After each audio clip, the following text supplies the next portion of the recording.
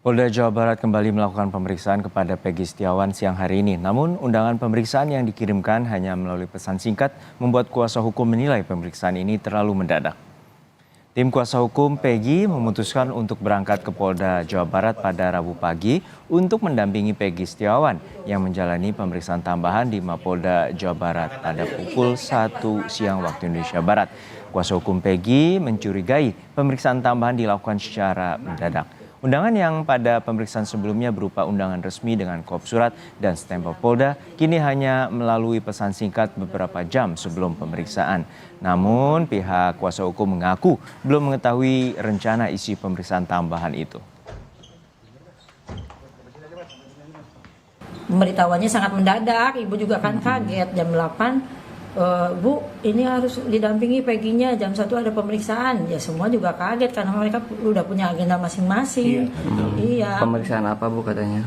Di situnya hanya dikasih tahu bahwa hari ini ada pemeriksaan tambahan buat Peggy, mungkin BAP tambahan. Jadi ini ada apa dadakan sebegini ini, kalau kita misalnya tidak mendampingi juga khawatir kalau misalnya kita membiarkan Peggy diperiksa tanpa pendampingan, tanpa adanya kuasa hukum, kan kita juga khawatir, apalagi kita udah melihat kondisi Sakatatal seperti itu kan. Lalu bagaimana kelanjutan pemeriksaan terhadap Peggy Setiawan dan juga perkembangan kasus pembunuhan Vina dan Eki? Kita tanyakan langsung pada jurnalis Kompas TV Ninda Destiani di Mapolda Jawa Barat dan Muhammad Syahri Ramdan dari Mapolres Cirebon, Jawa Barat. Namun kita sapa terlebih dahulu rekan Ninda Destiani. Ninda, hingga saat ini seperti apa rencana tes pemeriksaan poligraf atau tes deteksi kebohongan terhadap tersangka Peggy Setiawan dan kapan tes akan dilakukan? Iya, selamat siang Juro dan juga saudara. Memang betul ini hasil yang disampaikan setelah kami melakukan interview bersama salah satu kuasa hukum dari pihak Peggy Setiawan. Kemarin sempat menyampaikan bahwa setelah dilakukan pemeriksaan psikologis terhadap Peggy Setiawan selama 2 hari berturut-turut, Sabtu dan Minggu kemarin, ini tentu dari penyidik Polda Jawa Barat ini justru akan melakukan pemeriksaan tambahan terhadap tersangka Peggy Setiawan, yang dimana ini sempat disampaikan bahwa rencananya pada hari ini pukul 9 begitu. Namun setelah kami tadi konfirmasi lebih lanjut kepada pihak kuasa hukum sendiri bahwa hingga siang hari ini justru pihaknya ini masih belum mendapatkan undangan secara resmi terkait pemeriksaan psikologis tambahan yakni poligraf terhadap Peggy Setiawan. Di mana ini sempat disampaikan oleh kuasa hukum Tony RM, disebutkan bahwa nantinya pemeriksaan psikologis atau poligraf terhadap Peggy Setiawan ini sebagai bentuk upaya dari pihak penyidik untuk menguji bahwasannya apakah jawaban dari Peggy Setiawan ini fakta atau tidak, benar atau tidak, ataupun konsisten atau tidak ya. Dan nantinya ini akan dilakukan, akan dikumpulkan untuk sebagai bukti. Namun hingga siang hari ini kami masih belum melihat adanya kegiatan pemeriksaan maupun kehadiran dari sosok Peggy Setiawan. Jadi kami masih belum melihat adanya pemeriksaan psikologis terhadap, maksud kami pemeriksaan tes poligraf ini terhadap Peggy Setiawan ya, Juno dan juga saudara. Namun informasi terbaru setelah kami konfirmasi lebih lanjut lagi kepada pihak kuasa hukum, ini justru memang dari pihak Polda Jawa Barat sendiri ini justru memberikan undangan melalui pesan singkat secara mendadak kepada tim kuasa hukum, di mana pada hari ini rencananya pukul 1 siang dari pihak Peggy Setiawan ini akan dilakukan pemeriksaan tambahan. Namun dari pihak kuasa hukum sendiri ini masih belum mengetahui apa maksud dari pemeriksaan tambahan tersebut, upayanya seperti apa, sistem maupun konsep dari pemeriksaan tersebut seperti apa, sehingga nanti jam 1 siang ini dari pihak kuasa hukum akan hadir di Polda Jawa Barat untuk kemudian dapat mendampingi pemeriksaan terhadap Peggy Setiawan, Juno dan juga saudara, karena seperti yang kita tahu tadi disampaikan bahwa memang undangan itu bersifat mendadak sehingga ada hal kecurigaan dari pihak kuasa hukum sehingga harus didampingi kepada pemeriksaan Peggy Setiawan. Demikian, Juno. Ya Ninda, untuk saat ini Peggy Setiawan juga telah menjalani tes psikologi dan juga ayah dari Peggy turut menjalani tes tersebut. Lalu apa saja terkait dengan hasil dan apakah telah disampaikan oleh pihak penyidik atau pihak kepolisian dari Polda Jawa Barat?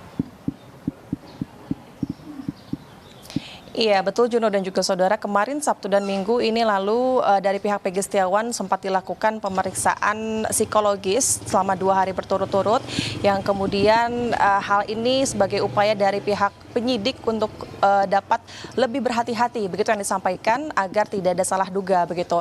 Kemudian setelah itu turut dari ayah Pegi Setiawan ini juga turut diperiksa oleh tim penyidik untuk kemudian diperiksa psikologis forensik, di mana ayah Pegi ini diperiksa kurang lebih selama 8 jam dan juga diberikan pertanyaan kurang lebih 12 pertanyaan, dan memang hal ini juga disampaikan nantinya sebagai alat bukti dari penyidik untuk nanti dapat dilimpahkan ke pengadilan. Namun terkait hasil dari pemeriksaan keduanya, yakni pemeriksaan psikologis terhadap Pegi Setiawan maupun pemeriksaan forensik, psikologis forensik maksud kami kepada ayah Pegi, ini masih belum dirilis dari pihak Polda Jabar, namun disampaikan oleh pihak kuasa hukum sendiri bahwa nantinya hasil dari pemeriksaan keduanya ini akan dirilis nanti setelah 15 hari dilakukan pemeriksaan tersebut. Sebetulnya terkait pemeriksaan psikologis ini, dari pihak Polda ini sendiri mengundang kedua orang tua Pegi Setiawan untuk dapat diperiksa. Namun sejauh ini yang baru saja melakukan tes psikologi ini hanya dari pihak Pegi Setiawan, begitu juga dengan ayahnya. Namun dari pihak ibu Pegi Setiawan ini justru hingga saat ini masih belum melakukan tes psikologi tersebut, karena memang disampaikan oleh pihak kuasa hukum bahwa pihaknya ini menyebut bahwa yang pertama memang kondisi ibu dari Pegi ini sedang tidak baik-baik saja, yang kemudian juga menyebut bahwa hal ini tidak ada relevansinya dengan tes psikologi, yang bahwa mengingat juga bahwa ibu Pegi ini juga tidak terlibat dalam kejadian pada malam hari itu, sehingga sejauh ini masih Pegi Setiawan dan ayah dari Pegi Setiawan. Nanti kami akan cari informasi lebih lanjut terkait hasil ataupun rencana siang hari untuk pemeriksaan terhadap Pegi Setiawan. Juno. Terima kasih rekan Ninda Destiani dari Mapolda Jawa Barat. Lalu kita akan ke Mapolres Cirebon Jawa Barat. Sudah ada rekan Muhammad Syahri Romdon. Muhammad, hingga saat ini kuasa hukum Pegi telah mengajukan pra peradilan ke Pengadilan Negeri Bandung. Lalu kapan persidangan ini akan dimulai? Ya, baik Juno dan juga saudara, selamat siang. Terkait pra peradilan yang telah diajukan oleh tim gabungan dari kuasa hukum Pegi diberikan kepada Pengadilan Negeri Kota Bandung pada kemarin sore. Mereka memberikan berkas-berkas pra peradilan tersebut lengkap dengan beberapa bukti-bukti yang kuasa hukum miliki. Berkas sudah diterima oleh tim pengadilan Kota Bandung dan informasinya akan mulai disidangkan menurut kuasa hukum Pegi sekitar seminggu atau 2 minggu lagi, sedang dilakukan penjadwalan oleh tim pengadilan. Karena mengingat kuasa hukum ada beberapa yang tinggal di Cirebon dan juga berbarengan dengan Hari Raya Besar Islam, yakni Idul Adha, sehingga informasinya 2 pekan ke depan atau 2 minggu lagi akan mulai dilakukan pra peradilan untuk persidangan Pegi Setiawan. Juno. Ya, untuk saat ini keluarga Pegi sempat keberatan dengan tes psikologi yang dimintai penyidik pada ibu Pegi. Lalu keluarga juga meminta agar AEP atau saksi yang berada di TKP pada 8 tahun silam dan saksi lainnya yang mengaku dan mengetahui terkait dengan pembunuhan tersebut, lalu apakah akan diperiksa ulang oleh pihak kepolisian?